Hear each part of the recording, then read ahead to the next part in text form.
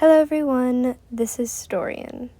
As I mentioned in a recent post, I've been experiencing major art block, and the video you'll be seeing in just a moment was filmed about a week ago from when this audio is being filmed, and it was the last thing I was able to draw before the art block set in.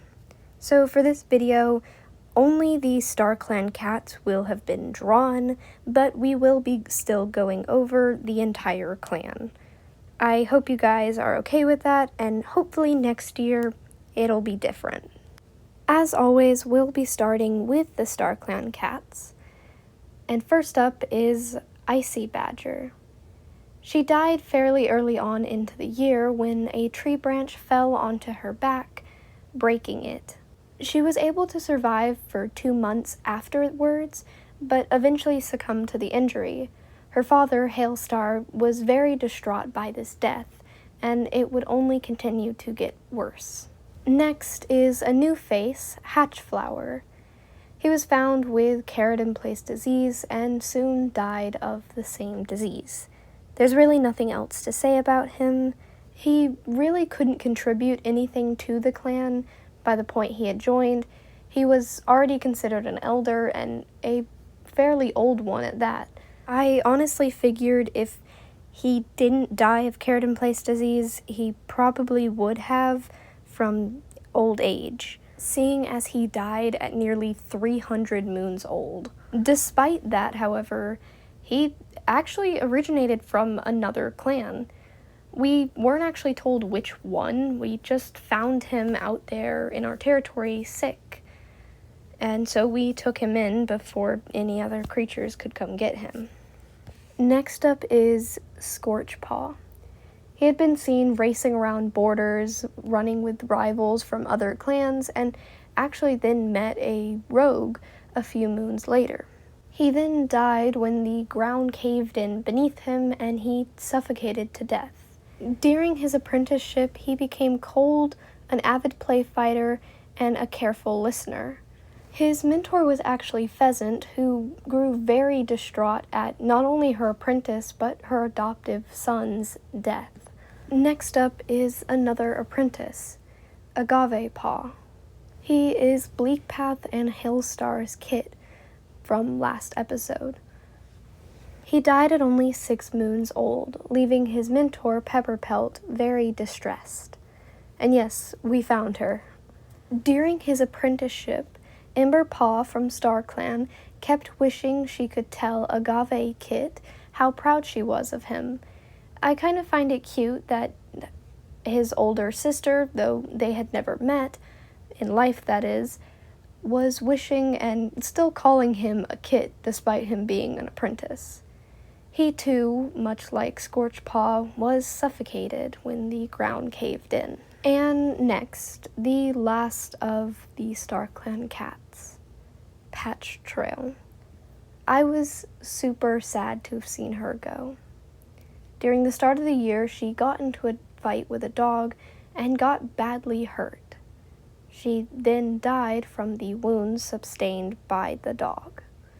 Because of her death, Hailstar kind of snapped. 3 of his children had all died in the same year. He refused to accept it. The words the game used were, Hailstar nuzzled against the fur of his dead child, his kit, his Patch Trail. The feeling as though the world had ended. Things are never going to be the same now, could never be the same. Without Patch Trail, Hailstar wasn't alone in this. Willow Dream truly took this death very hard. It wasn't just her littermate. It was her sister and her whole world. The two had become nearly inseparable, and now she was gone. But Willow Dream put on a brave face, and no one would have known. Next, we'll actually be talking about Hailstar. When the 2 kittens were born, the clan could see him purring so hard his body was practically vibrating. which only made Agava's death so much more painful. Also, a little bit before 2 of his kittens died, he started having severe nightmares that would plague him each night. He, in fact, started looking for stuff that would help dampen them. And then, after his kit's death, he swears he keeps hearing the voices of StarClan. Next up would be Ziggy, but there's nothing on her notes this year. So we'll be moving straight on to Ghost Puddle. Shortly after Icy Badger's death, she snuck into the warrior's den before they could take her nest away and stole a bit of the nest, clinging to the fading scent. This is actually kind of heartwarming, seeing as Ghost Puddle has tended to hate most of her family and the rest of the clan. It's also heartbreaking, seeing as now Ice Badger is no longer with her. Also, during the year, she realized what an omen might mean, although she hasn't shared it to the rest of the clan. Ghost Puddle also gained an apprentice, Cloverpaw. He was found as a kitten by a patrol that included Burn, and he started following her around thinking she was his older sister. And Burn truly didn't seem to mind. I know I don't have a drawing for him, but the two do look really similar. And I've noticed that's a bit of a trend within the clan. So many of the cats we find that are loners or abandoned seem to look almost identical. It makes me question the family trees of so many cats. But when Cloverpaw became an apprentice, he wanted something to decorate his pelt, and found a ton of daisies. At some point during the year, however, his tail was badly injured by a dog. I don't have notes on when it healed, but it healed perfectly fine, not even a scar being left. Next up is Bonecatcher. I actually decided to make him mediator of the clan, just because I kind of felt like it. The clan really needed one, and he was one of the few cats that had good mediator as a trait, so I figured it couldn't hurt. The last episode, he had a very severe leg injury, which ended up healing really well. He also started spending a lot of time with Bleakpath. I find it really cute that these two are such close friends. They truly do both care about not only each other, but Hailstar, and I just think it's perfect. During the year, however, Bonecatcher and Hailstar, while out, found a litter of 2 kittens, and decided to adopt them. The 2 are still kits, and won't become apprentices till next moon, but I have a lot of hope for the 2. But sadly, Bonecatcher is currently sick with yellow cough, and so far there hasn't been many signs of him recovering. Ghost Puddle, however, has been having to hold him back, because he keeps trying to go comfort Hailstar and Bleakpath, and she doesn't want them getting sick. But moving on to Cedarbrook. She was very interesting this year. She started off the year with fighting a dog. She wasn't hurt by it at all. But what did hurt her a few moons later was Pheasant. At least, Pheasant's rejection.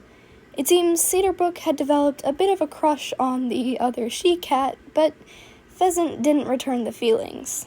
But now, after the rejection, Pheasant has taken some time to think about it and may just like Cedarbrook too. I think it would be cute. My only hesitation is their age difference. Pheasant being 87 moons and Cedarbrook being 112 moons. I'm not sure if that's a good age difference with warriors. I'm still very confused about that. But regardless, Cedarbrook then found a kitty pet with a very interesting name. Next up is Stormjump. She was found with severe head damage, and that's actually all we know about her so far.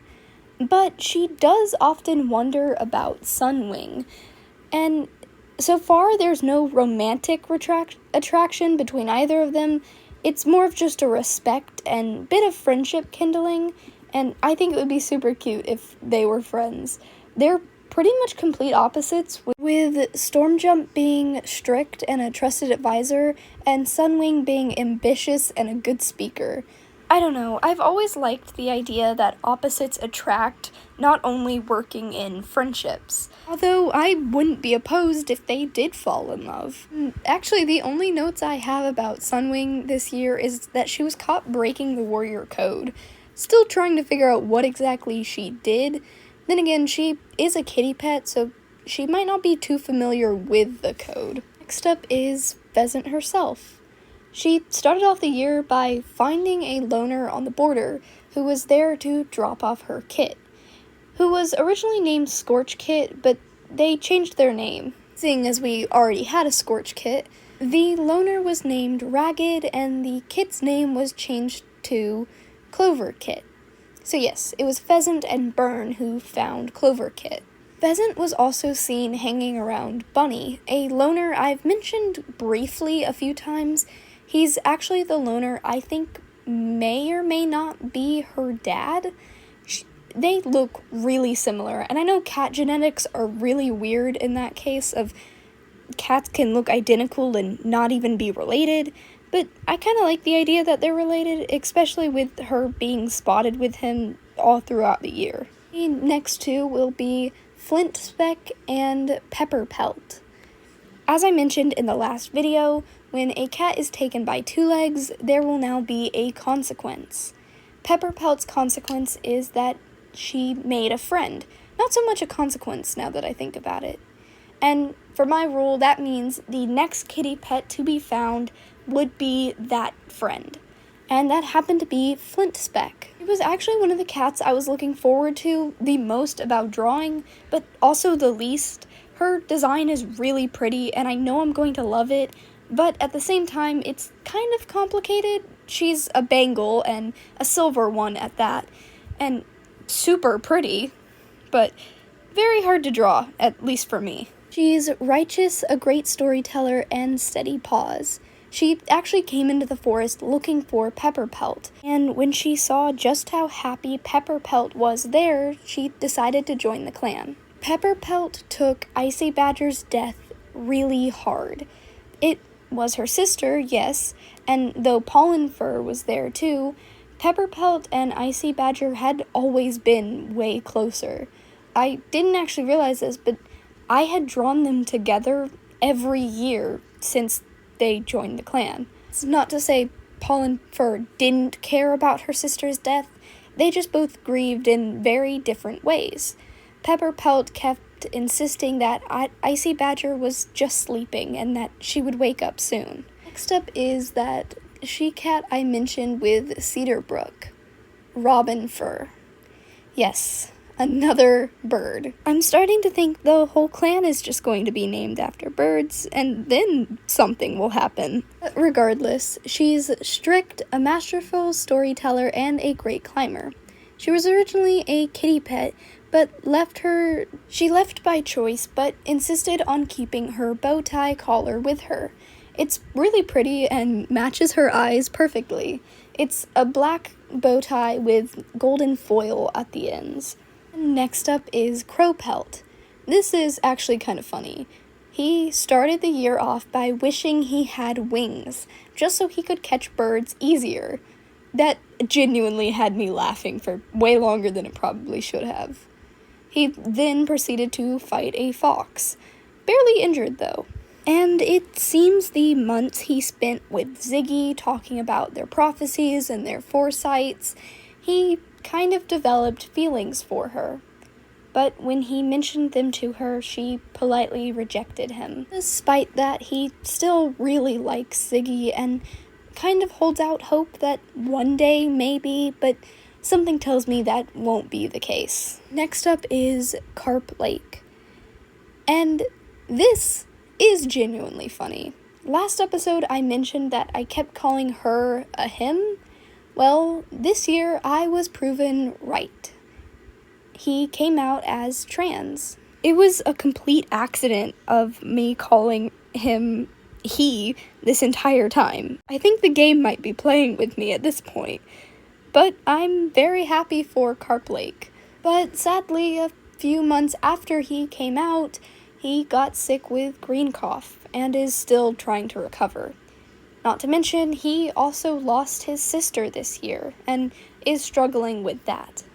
But on the bright side, he was given an apprentice, Sootpaw, who just so happens to be Bleakpath and Bonecatcher's other kit.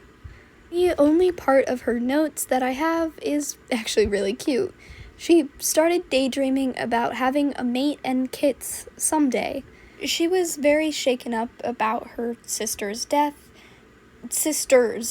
really, all of them. Next in the grief is Willow Dream.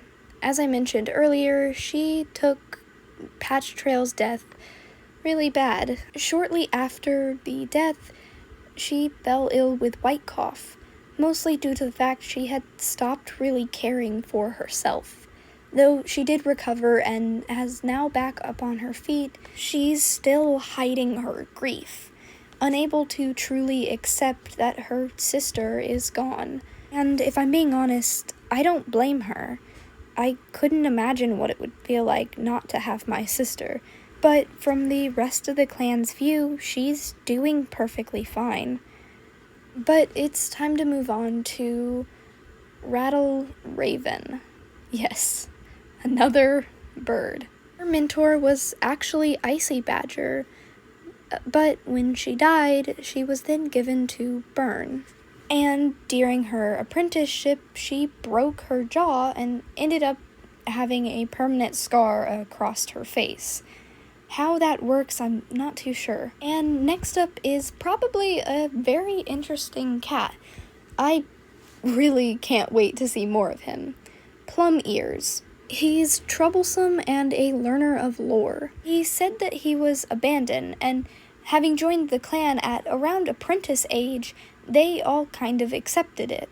But at a gathering, a few cats overheard a she-cat from another clan talking about a apprentice that had gone missing. When they asked her to describe him, she painted a perfect picture of Plum Ears.